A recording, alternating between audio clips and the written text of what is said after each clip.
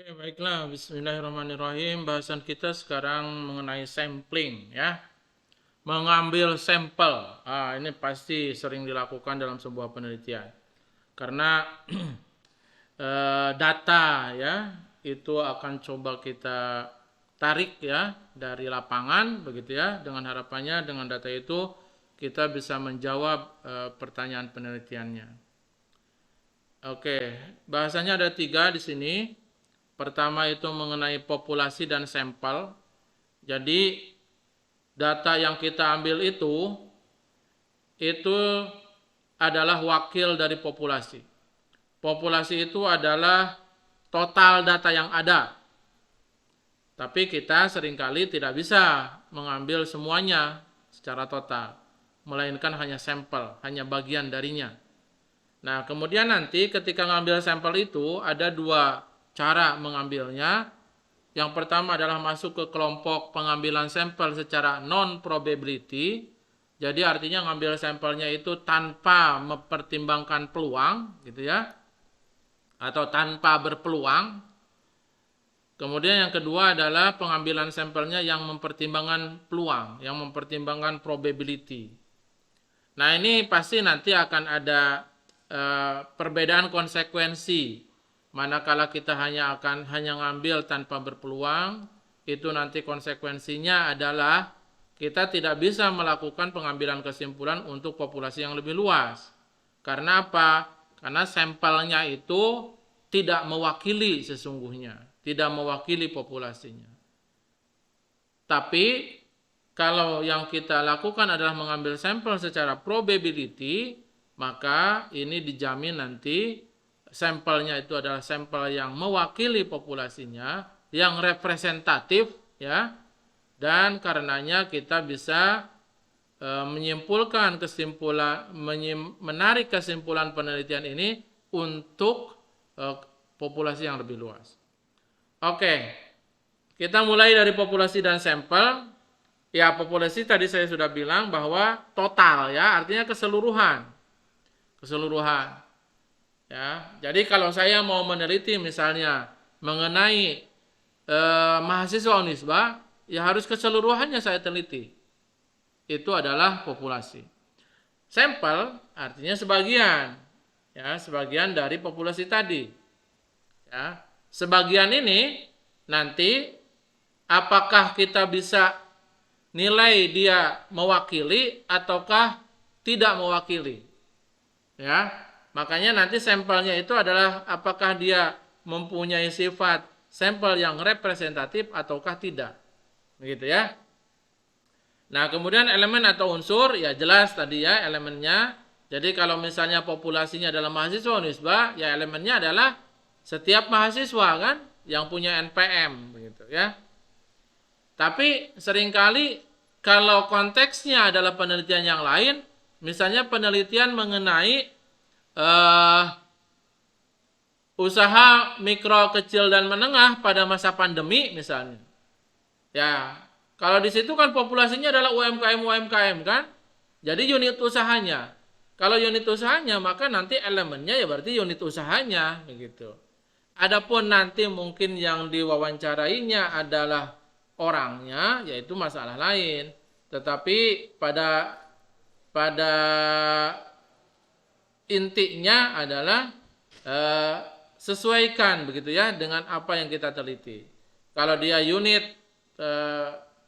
usaha kecil menengah begitu ya, berarti elemennya adalah unit tadi. Sensus, nah kita lakukan kalau kita teliti satu persatu dari seluruh anggota populasi. Ya, jadi tahun lalu, tahun 2020 itu ada yang namanya sensus penduduk. Makanya seluruh penduduk itu diteliti, gitu ya, diteliti. Nah, oleh karena itu sensus itu nanti padanannya adalah kepada populasi. Jadi kalau sensus ini nanti larinya ke sini, karena total semua diteliti, ya. Ya kalau sampling, ya berarti dari sini, dari sampel, ya kita mewawancarai, mengambil data dari sampel. Nah, ketika kita mau mengambil data dari sampel, sebaiknya kita harus punya dulu kerangka sampling. Ya, kerangka sampling itu apa? Kerangka sampling itu adalah daftar elemen anggota populasi. Ya. Jadi kalau misalnya populasinya adalah mahasiswa Unisba, maka saya akan minta ke pusat informasi dan teknologi ya untuk mendapatkan mana saja mahasiswa Unisba, ini loh daftarnya. Nah, daftar itu ya yang menyatakan unsur-unsur anggota populasi itu disebut dengan kerangka sampling. Ya. Nanti dari situ akan kita ambil sampelnya. Tapi seringkali sebuah penelitian belum tentu kita bisa mendapatkan kerangka sampling. Contoh, saya mau meneliti mengenai anak jalanan di kota Bandung. Maka kerangka sampling itu populasinya adalah anak jalanan di kota Bandung. Definisinya seperti itu. Tapi dapatkah kita memperoleh kerangka samplingnya? Ya, saya pikir itu agak susah. Mengapa? Karena artinya kita harus punya data ya, si A, si B, si C, si D ya, yang adalah anggota populasi anak jalan di kota Bandung. Ya, saya pikir itu sulit. Oleh karena itu mungkin nanti kerangka samplingnya nggak ada, meskipun populasinya terdefinisi secara jelas. Oke. Nah, mengapa sebuah penelitian itu yang dilakukannya adalah ngambil sampel? Mengapa? Ya, mengapa dia tidak mengambil secara sensus semuanya? Ya pasti karena banyak keterbatasan. Sumber dayanya terbatas, waktunya sempit, biayanya terbatas, ya. Pengamatan kadang merusak. Misalnya saya ingin mengambil sampel ya mengenai rasa dari kelapa muda. Ya, kalau saya ingin mengambil data mengenai rasa dari kelapa muda, berarti setiap kelapa itu kan harus di harus dibuka ya, harus dibuka. Ya, kalau dibuka berarti kalau sensus ya semua kelapa kita buka, nah, rugilah kita ya. Tapi kalau nanti kita hanya ngambil sampel, artinya hanya beberapa saja yang kita ambil. Oke. Nah, agar hasil penelitian yang dilakukan terhadap sampel masih tetap bisa dipercaya, harapannya akan begitu. Saya nggak bisa nih melakukan penelitian dengan ngambil populasi, dengan melakukan sensus. Jalan keluarnya adalah ngambil sebagian yang disebut dengan sampling. Tapi ada syarat. Sampelnya itu ya harus bisa dipercaya. Harus bisa mewakili populasinya. Ya. Maka agar supaya dia bisa dipercaya, agar supaya dia representatif mewakili populasinya, kita butuh nanti cara mengambilnya. Itulah yang disebut dengan teknik sampling. Cara mengambilnya. Oke, ini adalah tahapan-tahapan dalam sampling ya, penarikan sampel. Di sini kita mulai dari definisikan populasi target. Contohnya tadi kan, populasi targetnya adalah mahasiswa Unisba, ya udah, ya. Kemudian pilih kerangka penarikan sampelnya. Saya minta daftarnya dari pusat teknologi informasi. Ini loh daftar mahasiswa Unisba. Itu disebut kerangka penarikan sampel ya. Nah, kemudian nanti saya akan ngambil sampel dari si daftar itu. Itu nanti apakah saya akan menggunakan teknik sampel berpeluang ataukah teknik sampel tanpa peluang. Jadi nanti ada dua cara. Dan keduanya tadi di depan udah saya jelaskan ada konsekuensinya ya. Nah, kemudian setelah misalnya saya tentukan nih, saya mau mengambil dengan cara sampel berpeluang. Nah, maka nanti prosedur itulah yang saya pilih, ya. Di penarikan sampel berpeluang pun ada banyak macam, ya. Maka saya pilih salah satu. Nah, saya pilih salah satu di dalam rangka menarik sampelnya tadi, mengambil sampelnya tadi. Nah, hal yang penting lagi adalah ketika saya sudah menetapkan, saya mau menggunakan teknik tertentu begitu ya, maka saya pun harus jelas dulu, mau berapa nih yang saya wawancarai, mau berapa yang saya ambil. Itu disebutnya dengan teknik penentuan ukuran sampel. Ya. Nah, kemudian setelah daftarnya ada, jumlahnya jelas, baru saya turun kan, mengambil nih. Saya mau ngambil 30 orang, yang 30 orang itu siapa aja? Saya tentukan, si A, si M, si R, si S, si T gitu kan. Tapi si B enggak misalnya, gitu ya. Itu yang disebut dengan memilih unit penarikan sampel aktual, ya. Baru nanti kalau sudah bisa ditentukan ya tinggal implementasi, tinggal turun ke lapangan, datangi yang sudah ditentukan tadi. Ya. Datangi yang sudah ditentukan tadi. Oke. Nah, ketika kita ngambil sampel, maka pasti di situ terjadi error. Mengapa? Karena lihat ini dari ujung ke ujung ya. Yang paling ujung ini adalah total populasi, ya. Kemudian yang paling kanan adalah aktual sampel, sampel yang real, ya. Pasti dari ujung ke ujung ini, ya, ini ada error. Mengapa error? Ya bandingin aja. Sini banyak banget, sini cuma segini. Ada konsekuensi terjadinya error karena kita hanya ngambil sebagian. Errornya itu bisa kita telusuri jenisnya apa aja. Pertama adalah katakanlah tadi ya, total populasinya adalah mengenai anak jalanan di Kota Bandung. Anak jalanan di Kota Bandung. Kemudian, karena saya harus bikin yang namanya kerangka penarikan sampel, sampling frame, maka saya harus punya datanya, si A, si B, si C, si D, gitu kan ya, yang merupakan anggota anak jalanan di Kota Bandung. Tapi saya meyakini, ya, tidak semuanya bakalan masuk ke situ. Karena keterbatasan informasi, maka terjadi satu jenis error di situ yang disebut dengan sampling frame error. Ya, kesalahan sampling frame.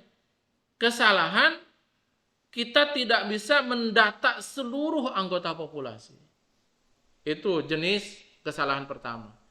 Oke, kita lanjut. Setelah kita dapatkan anggotanya, ya, di sampling frame ini, kemudian saya akan hanya mengambil sebagian. Ya, saya hanya akan mengambil sebagian. Karena dananya terbatas, waktunya terbatas, pelaku surveinya terbatas, maka kemudian ambillah sebagian dari sini, ya. Katakanlah misalnya cara ngambilnya secara random, secara acak, ya, secara acak. Ibaratnya kayak kita pakai ketika ngocok arisan, ya. Ini kan daftarnya misalnya ada 100, saya mau ngambil sebanyak berapa ini teh? Sebanyak 10 misalnya, ya. Ngambil 10 orang dari daftar yang 100 itu secara acak, bayangkan seperti kita ngocok arisan. Di dalam wadah itu ada 100 nama, tapi yang kita ambil hanya 10 dan cara pengambilannya secara acak. Nah, itu di situ ada lagi kemungkinan kita melakukan error. Mengapa? Ya tadi, karena hanya ngambil sebagian. Ya. Yang tidak terbawa banyak. Nah, maka di situ akan ada error yang kita sebut sebagai random sampling error. Error akibat kita hanya ngambil sebagian dari yang banyak itu, meskipun cara ngambilnya secara acak. Oke. Setelah kita tetapkan, saya mau ngambil sampel terhadap 10 orang ini. Daftar namanya udah ada nih yang 10 orang ini. Turunlah saya ke lapangan. Ketika saya turun ke lapangan, ternyata yang mau diwawancarai hanya 7 orang. Yang 3 orang nggak mau. Atau yang 3 orang nggak berhasil ditemuin. Maka ada lagi error di situ yang disebut dengan non-respond error. Ya. Jadi numpuk errornya. Error akibat sampling frame, error akibat random sampling, error akibat non-respond. Maka itu akan menjadikan pembeda antara populasi yang sesungguhnya dengan aktual sampel yang kita berhasil wawancarai. Jadi kita harus menyadari bahwa ketika kita ngambil sampel, maka di situ ada kemungkinan banyak terjadi error.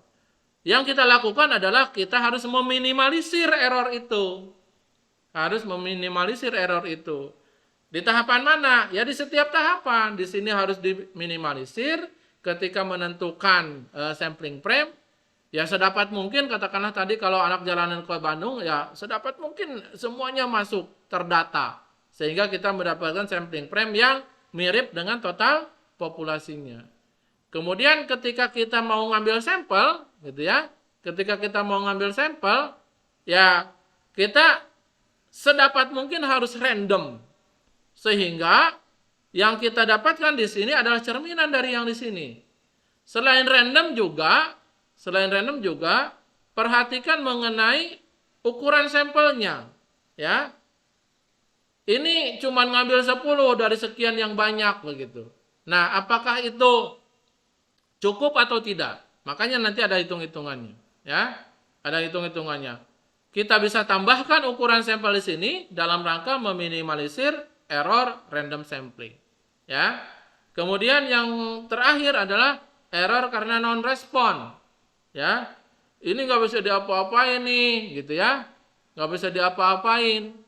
Orangnya nggak mau diwawancarai, ya carilah tekniknya, mungkin mewawancarai kerabatnya, gitu ya, atau kita ganti dengan unit sampel yang lain yang sekiranya mirip dengan yang menolak tadi, ya. Dengan demikian maka maka errornya itu kita harapkan makin kecil. Oke. Nah, tadi udah dijelaskan bahwa ketika tahapan di sini, kita harus menentukan ya penarikan sampelnya apakah mau berpeluang atau tanpa peluang. Nah, teknik sampel itu secara umum memang ada dua bagian besar, ya, yang non probability sama probability. Ya. Nanti konsekuensinya adalah kalau dia non probability, maka dia bukan merupakan sampel acak. Karena bukan merupakan sampel acak, maka kita pertanyakan mengenai apakah dia mewakili dengan betul si populasi. Ya. Oke, sedangkan kalau yang probability sampling yang ini, maka itu sudah dipastikan bahwa akan menghasilkan sampel yang acak, akan menghasilkan sampel yang merupakan cerminan dari populasi. Sehingga nanti hasil dari penelitiannya bisa kita gunakan untuk kesimpulan yang lebih luas, yaitu untuk populasinya. Ya. Jadi sebaiknya kalau penelitian itu ya menggunakan probability sampling, utamanya kalau penelitiannya ingin digunakan untuk populasi yang lebih luas. Ya. Gimana kalau non probability sampling? Ya silahkan juga, nggak apa-apa. Tapi ingat, nanti kesimpulan akhirnya hanya berlaku untuk si sampel itu saja. Ya. Karena apa? Karena si sampel itu tidak bisa dikatakan mewakili populasinya. Tidak bisa dikatakan mencerminkan populasinya. Nah, itu ya konsekuensinya. Oke. Nah, yang pertama mengenai non probability sampling, ini banyak cara, ya, ada banyak cara. Di antaranya ada, tapi intinya tadi ya, dengan non probability sampling maka sampelnya itu akan dipertanyakan mengenai sifat mewakili atau enggaknya, ya, sifat mewakili atau enggaknya. Oleh karena itu maka sebaiknya ini penelitiannya nanti hati-hati. Jangan sampai digunakan untuk menyimpulkan yang lebih luas. Oke. Yang non-probability sampling ini diantaranya yang disebut dengan convenient. Ya. Peneliti tidak punya pertimbangan lain kecuali berdasarkan kemudahan saja. Ya udah kemudahan saja. Saya misalnya nongkrong di pinggir jalan, kemudian ada kelihatan anak jalanan, saya wawancarai gitu. Ya. Saya wawancarai. Nah, tapi apakah misalnya si anak jalanan itu mewakili anak jalanan seluruh kota Bandung? Ya itu patut dipertanyakan begitu ya. Oke. Kemudian ada lagi yang disebut dengan purposive sampling ya.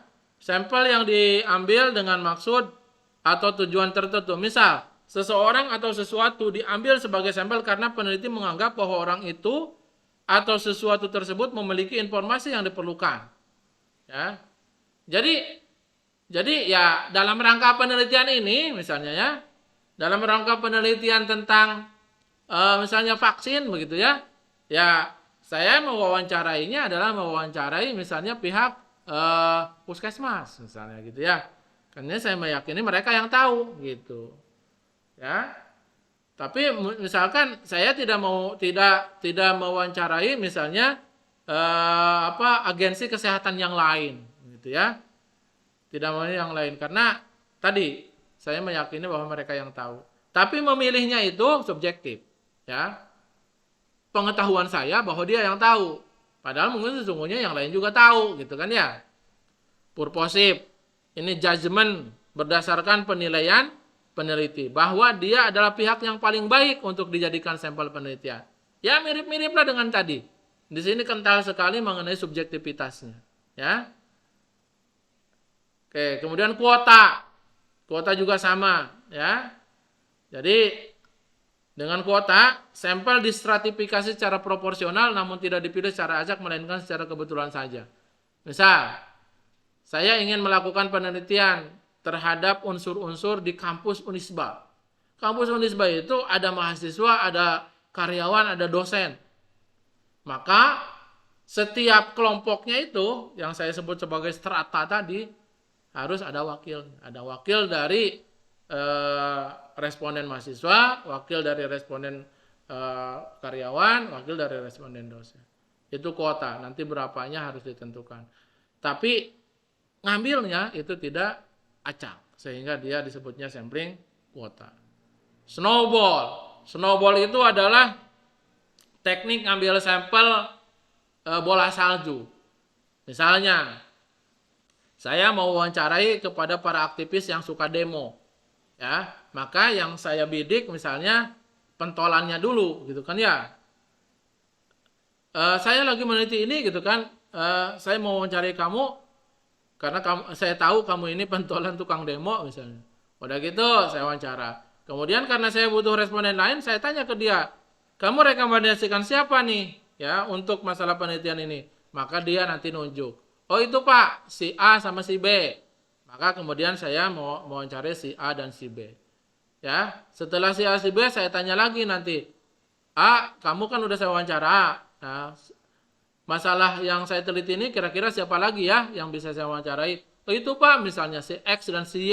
gitu. Snowball, nambah terus. Tetapi itu tekniknya tidak menggunakan cara yang acak. Ya. Oke. Nah, kemudian ini yang penting ya, yaitu disebut dengan probability sampling. Sampling berpeluang. Cara ngambilnya acak. Sedemikian sehingga sampel yang kita ambil itu memang cerminan dari populasinya. Cuman dalam miniaturnya gitu ya.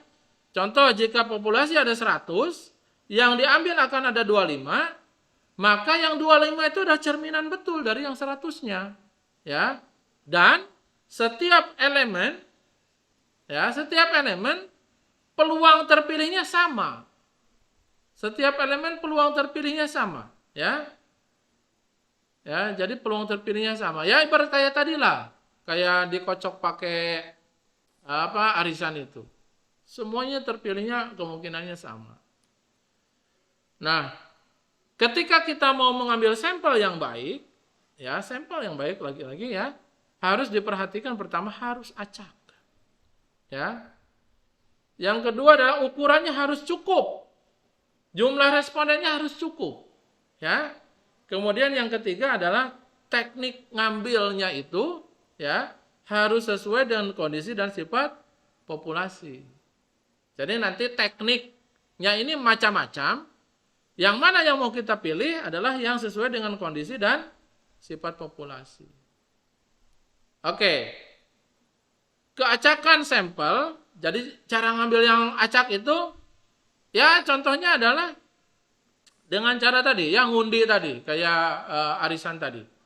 Kenapa begitu? Karena dengan cara seperti itu, setiap anggota populasi berpeluang sama untuk terpilih. Ya, saya tidak pandang bulu siapa nih. Pokoknya semuanya sama kemungkinan terpilih, gitu ya. Maka hasilnya nanti adalah sampel yang acak. Ya, caranya bisa tadi dengan kocok arisan, ada cara lain nanti dengan tabel, dengan kalkulator dan semuanya ya sedapat mungkin nanti kita dapatkan sampel yang acak. Oke. Nah, ini tabel bilangan acak di dalam rangka untuk teknis ngambil unit-unit sampelnya ya. Tapi saya pikir ini tidak terlalu penting karena sekarang ini banyak cara. Ya, banyak cara.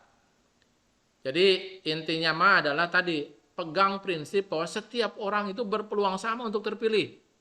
Prinsip itulah yang akan menghasilkan sampel yang acak. Oke. Teknisnya ini bisa pakai tabel angka acak, bisa pakai software dan lain sebagainya. Oke, kemudian yang kedua, ukurannya harus cukup, ya. Ukurannya harus cukup. Nah, nanti harus jelas dulu, ya. Harus jelas dulu. Nanti ada beberapa hal yang berpengaruh terhadap penentuan ukuran sampel, ya. Nah, ini ya, beberapa hal yang berpengaruh atau yang kita harus pertimbangkan ketika ngambil sampel, menentukan berapa ukuran sampel. Pertama adalah variansinya. Variansi itu adalah keberagaman dari populasi yang kita hadapi. Ya, yang kita hadapi. Oke, misalnya saya mau meneliti mengenai tinggi badan mahasiswa. Tinggi badan mahasiswa. Ada 2 kampus yang saya datangi. Pertama adalah Unisba, kampus umum. Yang kedua adalah Akademi Militer. Ya, kampus militer. Kalau yang saya ingin teliti adalah tinggi badan, maka variasinya dari 2 kampus itu pasti sangat berbeda. Ya, kampus Unisba itu karena tidak mensyaratkan tinggi badan, pasti tinggi badan mahasiswanya variatif. Akademi militer karena mensyaratkan tinggi badan, maka tinggi badannya akan hampir homogen. Variasinya rendah. Maka konsekuensinya adalah kalau dia variansinya makin besar, contohnya adalah untuk tinggi badan mahasiswa Unisba karena dia variatif, variansinya besar, maka jumlah respondennya harus lebih besar dibandingkan dengan yang akademi militer karena di sana mah lebih seragam. Begitu ya? Itu salah satu pertimbangannya. Jadi yang kita hadapi ini variatif apa enggak? Semakin variatif untuk masalah yang kita teliti, maka harus lebih banyak. Oke. Kemudian yang berikutnya adalah kesalahan yang diinginkan, ya. Jadi ya maksudnya sih bukan kesalahan yang diinginkan. Yang bisa kita tolerir gitu ya.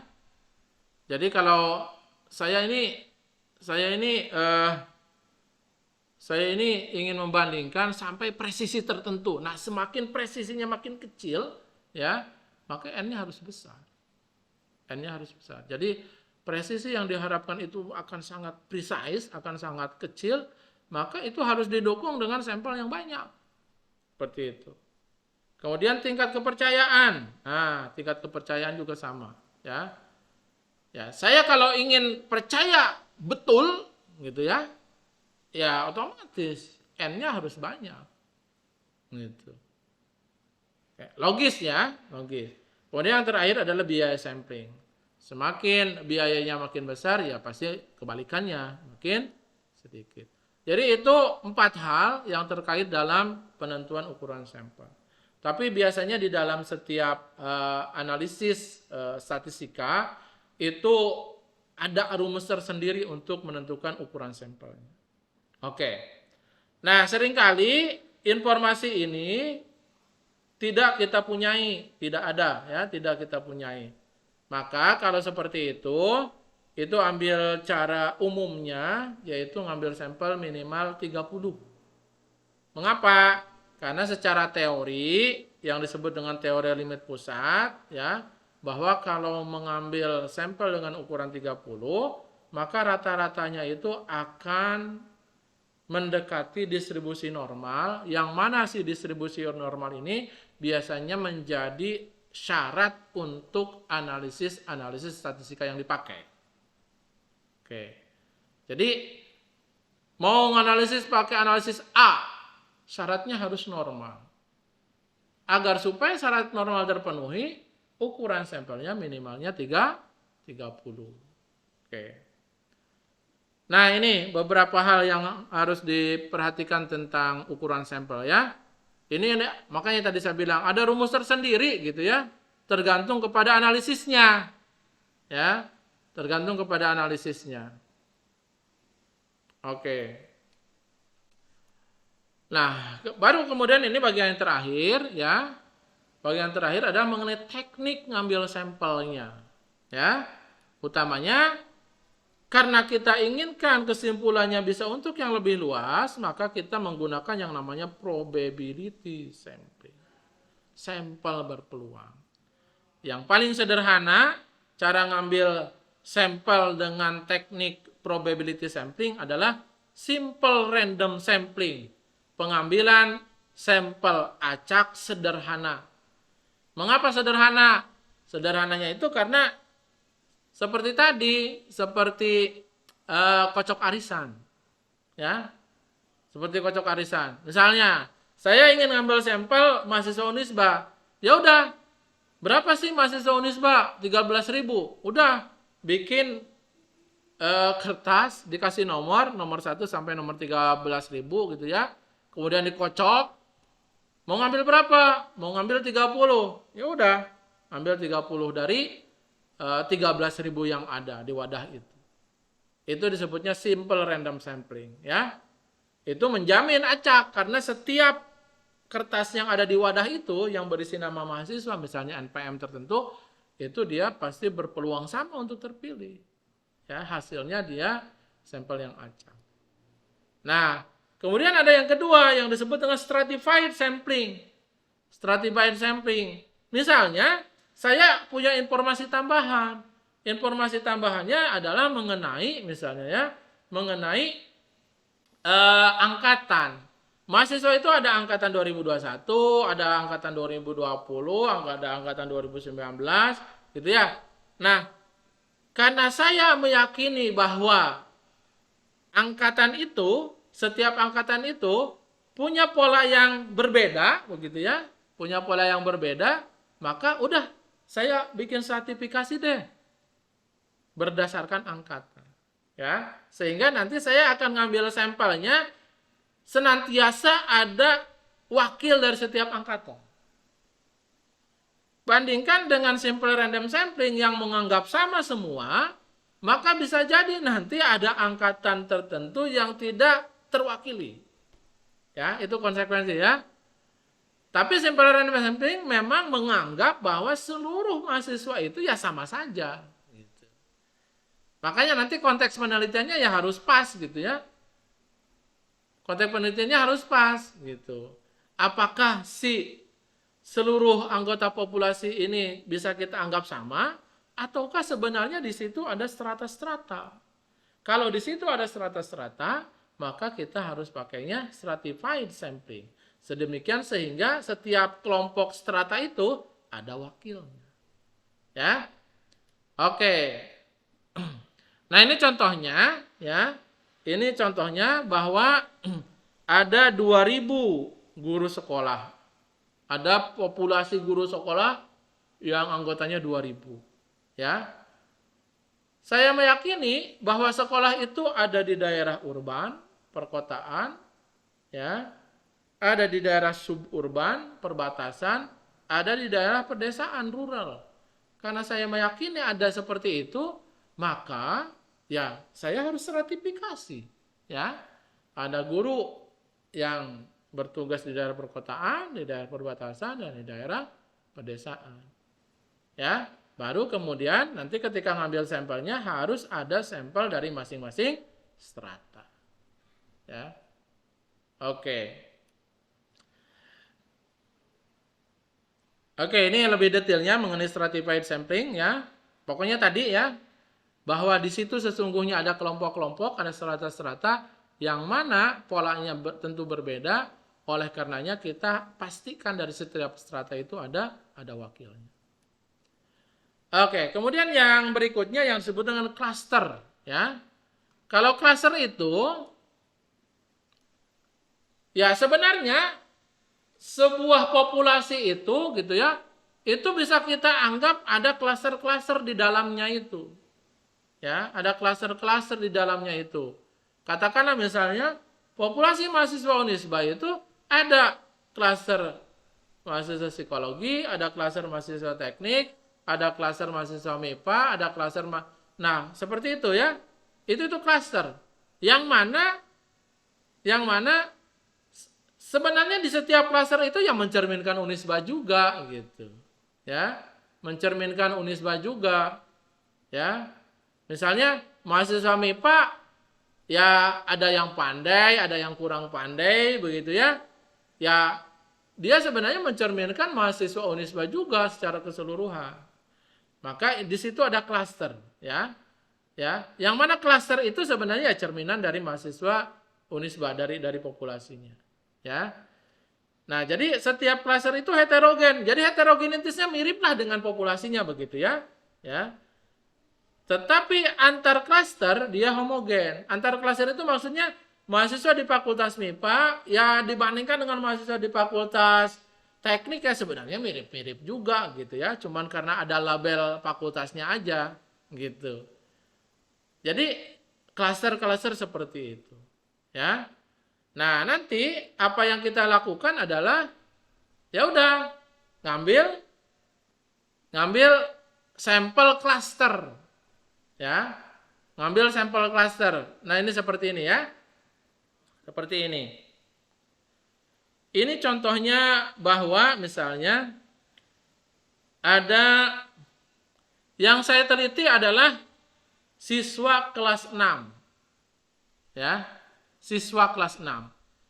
Nah, siswa kelas 6 itu misalnya di seluruh kota Bandung ada sebanyak 100 kelas 6. Ya, jadi katakanlah di kota Bandung itu ada 100 kelas 6. Jadi kelas 6 mau di SD Banjarsari, kelas 6 mau di SD Ciputra, kelas 6 mau di SD mana gitu ya. Ya itu adalah kelas 6 ya. Dan kita meyakini bahwa itu sebenarnya ya mirip-mirip lah sebagai cerminan dari kelas 6 siswa seluruh kota Bandung. Itu klasternya ya, klaster kelas 6, siswa kelas 6. Ya. Ya di dalam kelas itu ya mungkin isinya katakanlah misalnya 30 siswa misalnya. Oke. Nah, yang kita lakukan adalah mengambil sampel acak sebanyak 30 kelas dari 100 kelas. Ya. Jadi yang 100 kelas itu kita ambil sampel. Yang diambil sampel adalah kelasnya, klasternya. Jadi yang menjadi klaster itu kelasnya. Oke. Dapatlah 30 kelas ini kan. Yang ini tadi 100 ya. 100 kelas 6 diambil sampel 30 kelas 6. Oke. Nah, katakanlah nanti misalnya penelitiannya akan setengahnya akan dikenakan perlakuan tertentu misalnya ya, setengahnya lagi akan menggunakan control group. Misalnya setengahnya akan diajari menggunakan teknik online misalnya ya. Kemudian setengahnya lagi 15 kelas 6 yang sisanya akan tetap menggunakan teknik pembelajaran tatap muka misalnya. Maka itu klaster ya, klaster. Nah, kemudian ada juga yang disebut dengan systematic sampling. Kalau systematic sampling ya sebenarnya adalah penentuan. Jadi gini, kalau saya mau mewawancarai ibu rumah tangga di sebuah komplek, ya, maka saya harus mengambil sampelnya secara acak dari ibu-ibu di komplek itu kan. Nah, saya tidak menggunakan teknik yang pertama tadi, sampel acak sederhana. Yang saya lakukan adalah saya menentukan titik awalnya itu secara acak, ya. Misalnya, saya akan lempar, misalnya saya akan kocok angka gitu ya. Yang ketemu pertama itu adalah sebagai posisi pertama saya mulai mewawancara. Misalnya ketemu rumah nomor 15. Oke, kemudian selanjutnya adalah saya misalnya akan loncat setiap 2 rumah. Jadi 15 saya wawancarai, 16 dan 17 saya skip, saya loncati, rumah nomor 18 saya wawancarai. 19-20 saya skip, 21 saya wawancarai. Maka itu disebutnya teknik sistematik. Itu adalah acak. Mengapa? Karena penentuan nomor yang pertamanya itu adalah acak. Oke, ya. Itu namanya systematic sampling. Nah, ini kesimpulan terakhir ya. Semua teknik tadi bisa saya gambarkan seperti ini. Lihat, kalau dia simple random, maka populasinya ini ya, di mana setiap anggota populasi ini berpeluang sama untuk terpilih. Jadilah sampelnya sampel acak sederhana yang ini. Cara ngambilnya ibarat seperti tadi, kocok arisan. Kalau stratified, maka si populasi kita itu kita split, kita strata, ya, kita strata karena kita punya informasi tambahan bahwa memang di situ ada strata, gitu ya. Nah, kemudian setelah kita strata, baru kita lakukan pengambilan sampel dari setiap strata. Dari strata pertama, ambil sampelnya ke sini. Dari strata kedua, ambil sampelnya ke sini. Dari strata terakhir, ambil sampelnya ke sini. Makanya nanti hasil akhirnya adalah pasti setiap strata ada wakilnya. Ya. Kemudian klaster yang tadi saya contohkan. Ada kelas 6 di sekolah-sekolah di seluruh kota Bandung. Nah, ini kelas 6. Ini kelas 6 SD Cikutra, kelas 6 SD Banjarsari, kelas 6 SD misalnya mana? Kelas 6 SD Taman Sari dan seterusnya ya. Nah, yang saya lakukan adalah ngambil sampel acaknya itu dari kelas 6-nya, bukan dari siswanya, dari kelas 6-nya. Maka terpilihlah 3 buah kelas 6. Ya. Ini kemudian yang saya akan teliti lebih lanjut. Ini namanya cluster random sampling. Nah, atau yang disebut dengan two stage, 2 tahap. 2 tahap itu adalah lanjutkan yang ini ya, karena mungkin dia masih banyak begitu ya. Jadi setelah diperoleh klasternya, maka kemudian ambil sampel dari setiap klaster. Jadi tidak semuanya diambil ya. Misalnya dari klaster ini yang terpilih siapa? Oh, yang terpilih si Anu. Dari klaster ini terpilih siapa? Klaster ini terpilih siapa? Nah, itu disebutnya two stage, 2 tahap. Kita bisa lakukan 2 tahap kalau kita rasakan sebenarnya di sini masih banyak gitu. Oke, demikianlah. Wassalamualaikum warahmatullahi wabarakatuh.